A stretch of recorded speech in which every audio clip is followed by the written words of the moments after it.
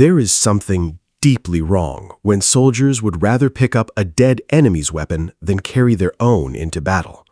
That is exactly the reputation the British L86 LSW built for itself.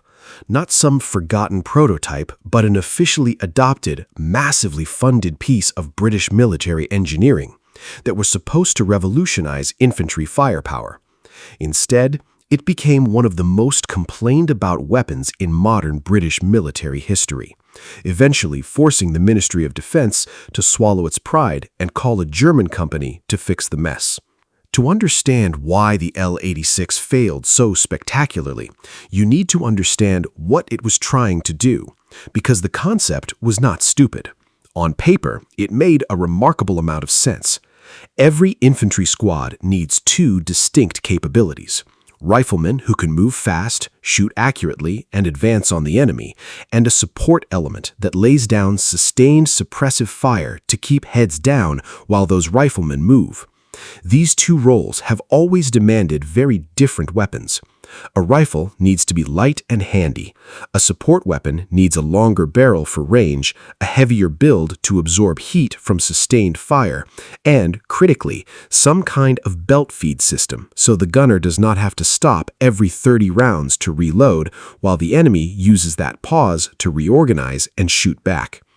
For most of military history, armies simply fielded two separate weapon systems and accepted the logistical complexity that came with it.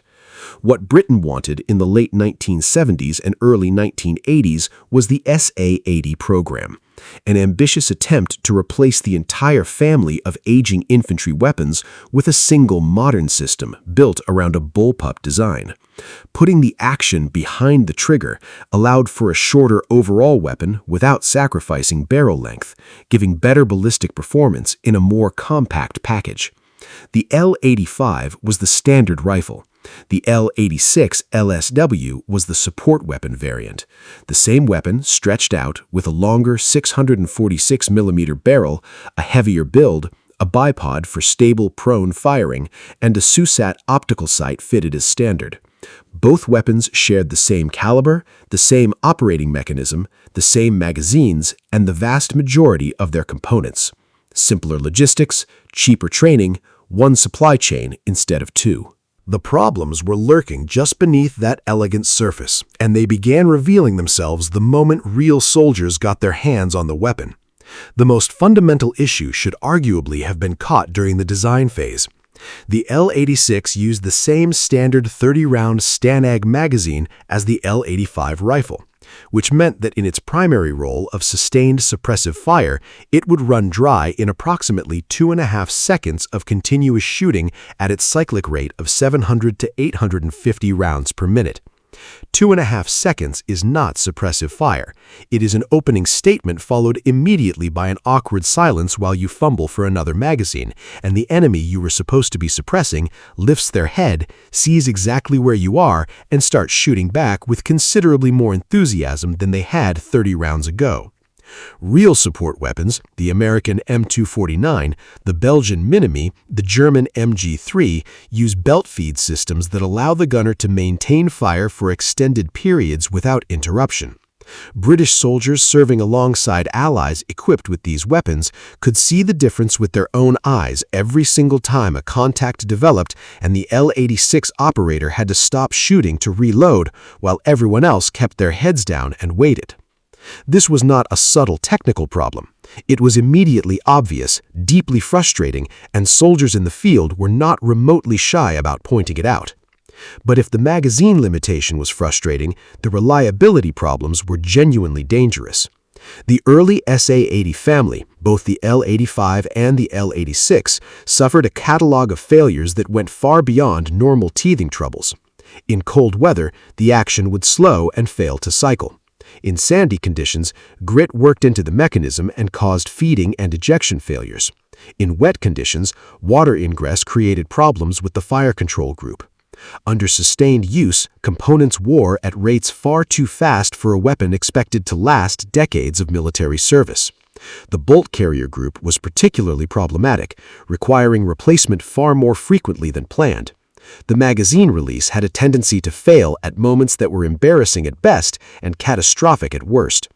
Soldiers who served with the weapon in the Falklands, the Gulf War, and Bosnia all came back with consistent and deeply unflattering accounts. Veterans described a particular psychological burden that came with serving with a weapon you did not fully trust, the way it changed how you approached situations, the extra mental overhead of always wondering whether this was going to be the moment it decided not to work. No soldier should carry that doubt on top of everything else combat already demands. By the late 1990s, the situation was impossible to ignore. The Ministry of Defense contracted Heckler and Koch, the renowned German manufacturer responsible for some of the most reliable firearms in the world, to conduct a comprehensive redesign and rebuild of the entire SA-80 family. What HK's engineers found was a list of problems that left little room for diplomatic language. The gas system was poorly designed and inconsistently manufactured. The bolt carrier was insufficiently robust. The magazine release was unreliable. The hammer and trigger components were not made to adequate tolerances, and quality control during original production had been inconsistent enough to create significant variation between individual weapons within the same production batch. Heckler and Koch redesigned more than 60 individual components, replacing or substantially modifying virtually every critical mechanical element of the weapon. The result was the L86 A2.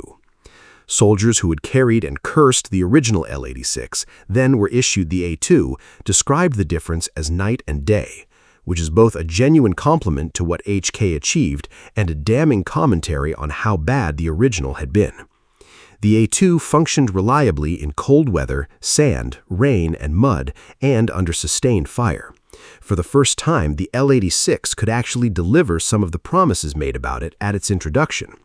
The irony, however, was that by the time it arrived, the British Army had largely moved on, because no amount of reliability improvements could change the fundamental limitation of a 30-round magazine in a weapon whose primary job was continuous fire.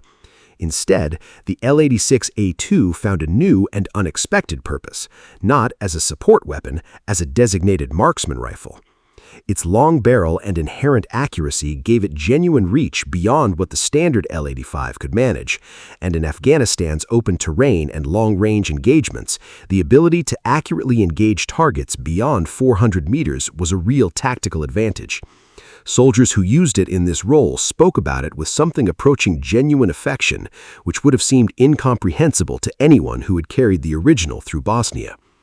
That generational shift in perception tells you something important. Much of a weapon's reputation depends on whether what is being demanded of it actually matches what it can deliver. The L86 was never a good sustained fire support weapon and never became one, but as a precision support tool in the hands of a trained soldier, it was genuinely effective. The end came in the early 2000s. The L86 was withdrawn from frontline service and replaced in the machine gun role by the L110A3, Britain's version of the FN Minimi, a proper belt-fed light machine gun that could finally deliver the sustained suppressive fire infantry sections had needed since the SA-80 family entered service. In the designated marksman role, it was replaced by the L129A1 sharpshooter, a weapon purpose-built for precision support, procured urgently during the Afghan campaign because nothing else in the British inventory was adequate for the ranges being encountered. The L86 had served for over 30 years. It had fought in every major British military operation of its era. It had been hated, feared, and eventually, in a different role than intended, grudgingly respected. And it was ultimately replaced by two separate weapons, each of which did one of its intended jobs better than it ever could. That is perhaps the most eloquent possible summary of the central problem with the whole concept. When you try to design a single weapon that fills two distinct roles simultaneously, you very often end up with something that fills neither of them particularly well. The L86 spent the first half of its career proving that point in the most painful and public way imaginable, before spending the second half finding a more modest but honest purpose that finally matched what it was actually capable of delivering. It is a story about the gap between what looks good in a requirements document and what actually works when you hand it a soldier and send them somewhere dangerous. Britain learned that lesson at considerable expense in both money and operational credibility over 3 decades. And it took a significant amount of German engineering expertise to finally unlock the decent weapon that had been inside the L86 all along.